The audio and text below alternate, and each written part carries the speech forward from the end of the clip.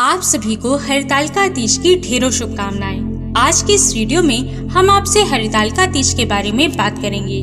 किसी भी सुहागिन स्त्री के लिए हरतालिका तीज का बहुत महत्व होता है, क्योंकि किसी भी सुहागिन स्त्री के लिए ये तीज किसी वरदान से कम नहीं होती।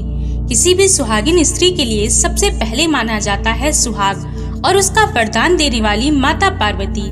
माँ पार्वती ने ये व्रत शिव जी को पति के रूप में प्राप्त करने के लिए किया था। तो आज की वीडियो में हम आपको कैसे हरतालिका तीज का व्रत किया जाता है, कब है हरतालिका तीज और इसे करने के पूर्ण नियम क्या है, इन सब के बारे में आज की वीडियो में हम बात करेंगे और संपूर्ण जानकारी आपको देंगे। तो सबसे पहले बात करते हैं इस साल हरतालिका तीज कब है। तो इस बार की तीज 18 सितंबर को पड़ेगी, यानी कि इस बार हरतालिका तीज का व्रत आपको 18 सितंबर को करना है। तो आपको इस व्रत को करने के लिए इससे पहले आपको इस व्रत की तैयारी करनी होगी। आपको करना क्या है, यदि संभव हो तो पहले से ही एक नई साड़ी यानी कि कोडी साड़ी तैयार कर लें पहनने के लिए। यदि आप नई साड़ी लेने में असमर्थ हैं तो कोई बात नहीं, आप कोई पुरानी साड़ी भी पहन सकते हैं। चूड़ियाँ तो नहीं लेनी है, ये पुरानी नहीं होनी चाहिए। आपको इस दिन लाल चूड़ी पहननी चाहिए, तो ये जरूर लें। बाकी श्रृंगार आप बेशक नया मत लें, किंतु चूड़ी नई ले लें। अब हरतालिका तीज के एक दिन पहले यानी कि 17 सितंबर को आपको बाल वगैरह धो के नहा लेना है। रविवार का दिन है, तो आपको इस दिन बाल धोने में कोई परेशानी नहीं होगी। बाल धो लेने के बाद ध्यान रहे, आपको लहसुन प्याज का सेवन नहीं करना है। शुद्ध सात्विक भोजन करना है और आपको भी शुद्ध और सात्विक रहना है। ब्रह्मचर्य का पालन करना है। व्रत से पहले आपको सुहाग की चीजें चूड़ी, बिंदी, सिंदूर, आलता, मेहंदी, इत्र इत्यादि श्रृंगार की सभी चीजें माँ पार्वती को चढ़ाने के लिए आपको खरीद लेनी है। और हरतालिका तीज के दिन सुहागिन स्त्रियों को अच्छे से श्रृंगार कर तैयार होना है। अब क्योंकि हरतालिका तीज का व्रत निर्जला होता है, पूरे दिन आपको पानी तक नहीं पीना, तो आप 18 सितंबर की सुबह यानी कि जिस समय आप सुबह उठकर 3 बजे के आसपास सरगी खाते हैं, उस समय आप फल जैसे केला, सेब, नारियल पानी, मिश्री का पानी, सपंज या अदरक की चाय, दही इनका सेवन कर लें। नारियल पानी पीने से आपको कमजोरी महसूस नहीं होगी।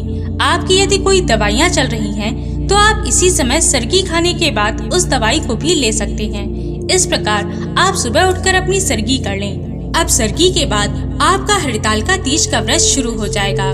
पूरे दिन व्रत करने के बाद आप भगवान शिव की शिवलिंग की पूजा करें। माँ गौरी की पूरे विधि विधान से पूजा करें। जैसे भी नियम आपके यहाँ नियम विधि से पूजा होती है, ठीक उसी प्रकार जो भी आप पूजा के लिए फल, सामग्री, श्रृंगार का सामान लाए हैं, सब कुछ माता पार्वती को और भगवान शिव शंकर को चढ़ाएं। शिव जी के मंदिर जाकर उनकी शिवलिंग की पूजा करें, जल चढ़ाएं, माँ गौरी को सिंदूर चढ़ाएं। आप पहले घर में आराम से पूजा कर लें, फिर मंदिर में भी जाकर पूजा करें। जो सामग्री आप लाए हैं उसमें से कुछ खुद के लिए भी रख लें और कुछ आप ब्राह्मण को दान में दे दें। ध्यान रहे, इस दिन आपको क्रोध बिल्कुल नहीं करना है। एकदम शांत मन के साथ अपना पूरा व्रत करें। किसी भी प्रकार का गुस्सा, चिड़चिड़ाहट आपको अपने अंदर नहीं रखनी है।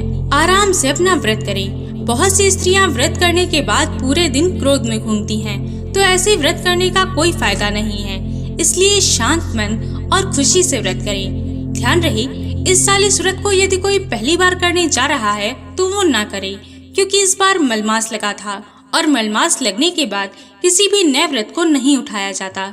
तो आप अगले साल इस व्रत को करें। हरतालिका तीज व्रत के दिन जब आप पूजा करें तो इस दिन माँ गौरी को इत्र जरूर चढ़ाएं और अगले दिन पूजा के बाद से उस इत्र को स्वयं के पास रख लें और पूरे वर्ष उस इत्र को सुहागिन स्त्री स्वयं पर प्रयोग करे।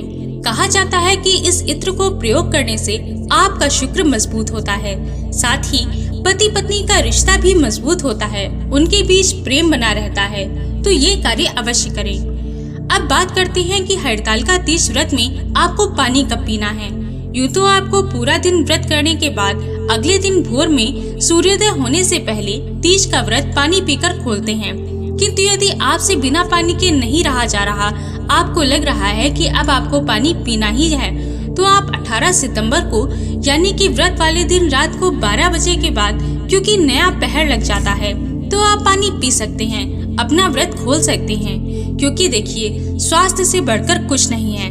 तो आप पानी पी लें। वहीं जो स्त्री यदि रात भर रह सकती है तो अगले दिन व्रत करने के बाद आप सुबह 3 बजे उठकर स्नान आदि कर माता गौरी की एक बार फिर से पूजा करें। सामान्य पूजा जो आप रोज घर में करते हैं, धूप दीप दिखा दें। माँ गौरी को सिंदूर चढ़ाकर सुहागिन स्त्री उन्हीं के पास से थोड़ा सिंदूर लेकर अपनी मांग में लगा ले।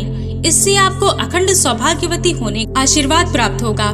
पूजा करने के बाद आपको अपने पति का आशीर्वाद लेना है और फिर जो भी आपने भगवान शिव और माँ गौरी को प्रसाद चढ़ाया था व्रत के दिन, उसी में से थोड़ा सा प्रसाद लेकर उसे ग्रहण करें और पानी पीकर अपना व्रत खोल लें। ध्यान रहे, व्रत खोलने से पहले आपको कुछ भी ब्राह्मण को दान देना है। चावल, आटा, फल, कुछ दक्षिणा रखकर अन्य जो कुछ भी आप दान में देना चाहें उसे अलग से पहले ही निकाल कर स्पर्श कर रख दे। फिर उसे छूकर एक तरफ अपना व्रत खोल ले। बहुत लोग पूरी हलवा खाकर व्रत खोलते हैं, तो आपके यहाँ जैसा नियम है आप उसी अनुसार व्रत खोलें। बस ध्यान रहे, आपको सूर्योदय होने से पहले यानी कि 4 बजे तक तीज का पारण कर लेना है। उसके बाद आप जो चाहें खा सकती हैं। तो इस प्रकार से आप 18 सितंबर को अपना हरतालिका तीज का व्रत पूरे विधि विधान से, नियम से माँ गौरी की पूजा कर करें। माँ गौरी की कृपा सदैव आप पर और आपके पति पर बनी रहे।